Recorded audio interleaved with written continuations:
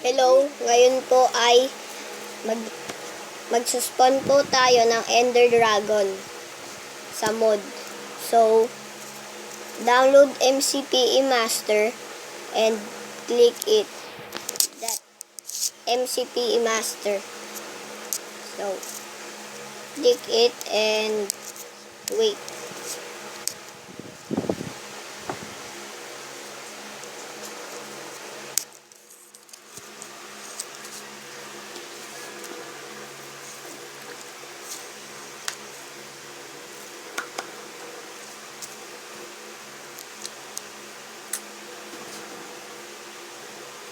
And click this PlayStation control. Now, it's loading. And wait a few minutes. So,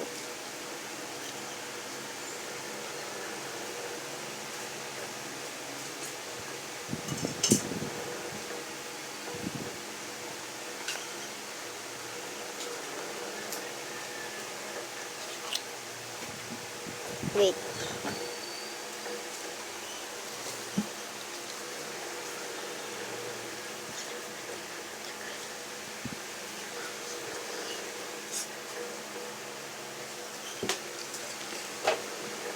Yan na po, tapos na po. At gumawa po kayo ng world para po dun kayo mag-spawn. Tsaka wag po kayo mag-spawn na madami dahil maghahang po ito. Pagkatapos nyo po i-download, diba, ang MCPE Master, bindutin nyo lang po yung PlayStation na controller. Yung may, yung bilog.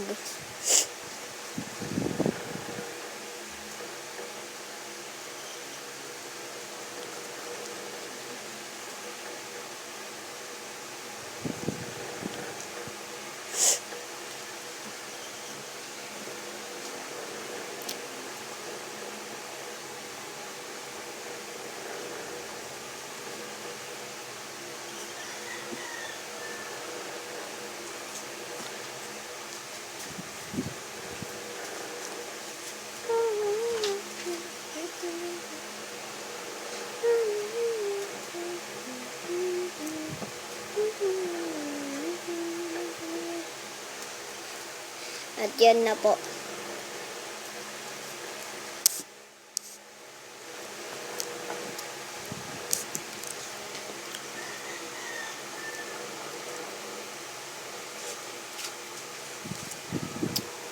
I put it here. So, we gonna make it creative.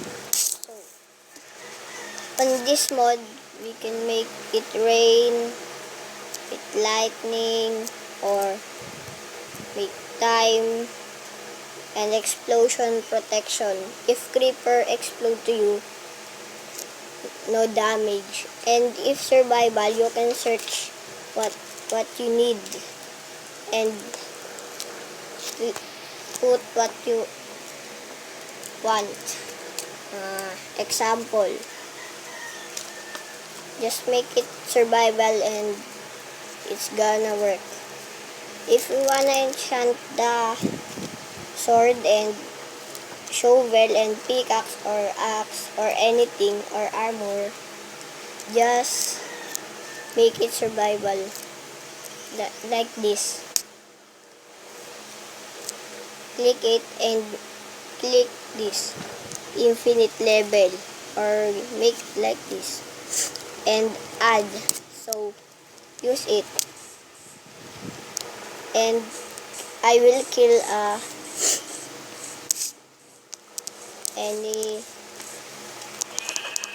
animals. So, and you can make it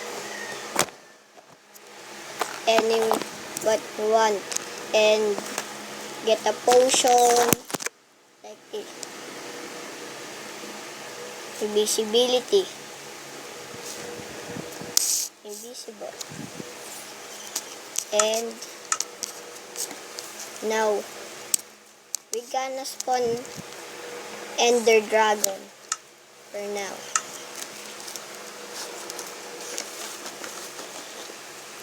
Click the mob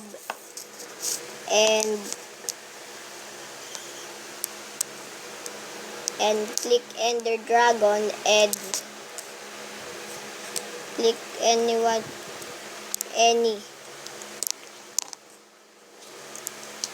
Click the Ender Dragon and click add. Now, there's the Ender Dragon. Wait, and you can fly. It's survival. So, thanks for watching and subscribe and like it and share it to your friend. Bye.